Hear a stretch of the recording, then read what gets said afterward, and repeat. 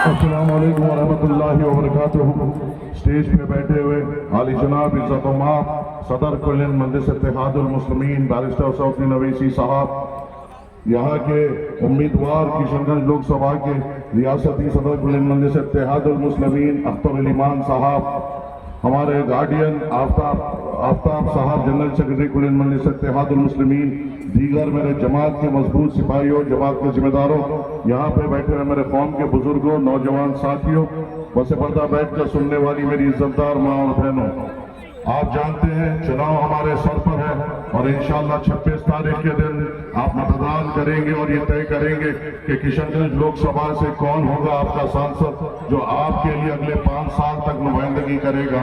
ये एक मौका आता है हर 5 साल में एक बार और ये मौका हमें कई बार मिला है।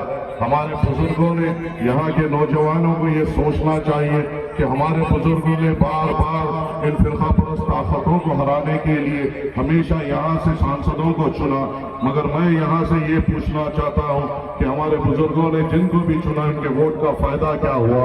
पहले भी जब हमारे बुजुर्ग जवान थे, जब भी उनका मुकद्दर दूसरी रियासतों में, दूसरे शहरों में जाकर मजदूरी करना था, और आज भी आज के नौजवान को भी अपने वालिदैन को छोड़कर, अपने बीवी बच्चों को छोड़कर दूसरी रियासतों में, दूसरे शहरों में जाकर मजदूरी करना पड़ रहा है। पहले भी जो हमारे बुजुर्गों ने जिनको भी वोट दिया, न पहले भी हमारे पास न कॉलेज थे, न स्कूल थे, न अस्पताल थे।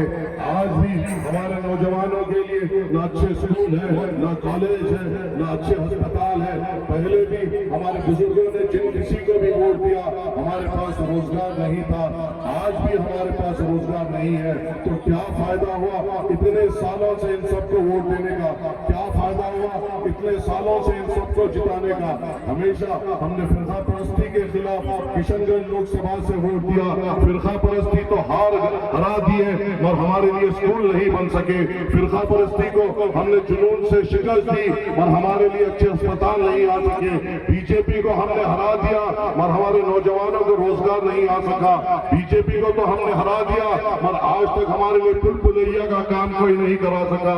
बीजेपी के लिए तो हरा दिया और आज भी नौजवान अपने रोजगार के लिए अपने बूढ़े माँ बाप को छोड़कर दूसरे शहरों में जाकर नौकरी करता है। तो क्या ये सोचने की बात नहीं? क्या हमें अब ठहर कर ये सोचना नहीं है कि अभी तक हमने जिसको वोट दिया जिताने के लिए, उन्होंने हमें हरा दिया, हमें नहीं जिता पाए, हमारे मुकद्दर से खेल लिया और हमें कामयाब नहीं कर पाए।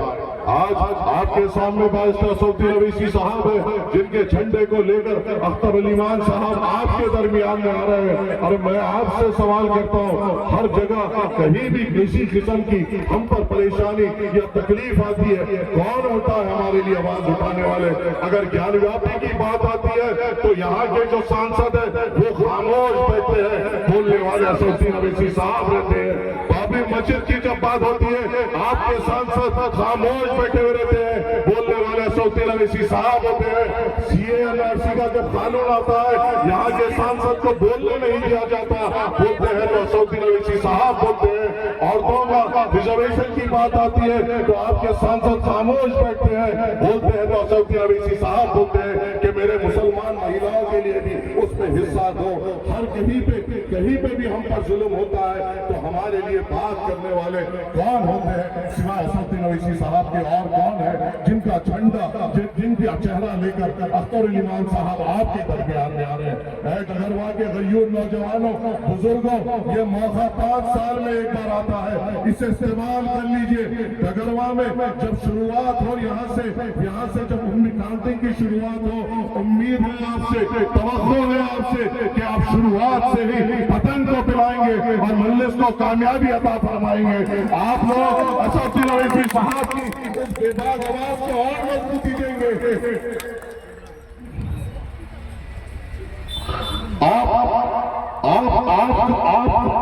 आपको ہمیشہ اسودین اویسی صاحب کو اور آگے بڑھانا ہے. آپ ان کو طاقت دیں گے. اختر علی مان صاحب وہاں پہ جائیں گے. کیا ہمیں خوشی اور فخر نہیں ہوگی جب اس لوک سبھا میں اسودین اویسی صاحب کے بعد اختر علی مان صاحب کو ٹھہرے ہوئے دیکھیں گے اور کشن گنج کے لیے بات کرتے ہوئے دیکھیں گے؟ یہ غور و فکر ہمیں کرنا ہے. نوجوانوں، اسودین اویسی صاحب مجلس اتحاد المسلمین اور جماعت کو مضبوط کرنا آپ کی ذمہ داری ہے اور آپ کو محنت کرنا ہے. 26 تاریخ کے دن مجلس کے حق میں ووٹ ڈال کے کامیاب کریے.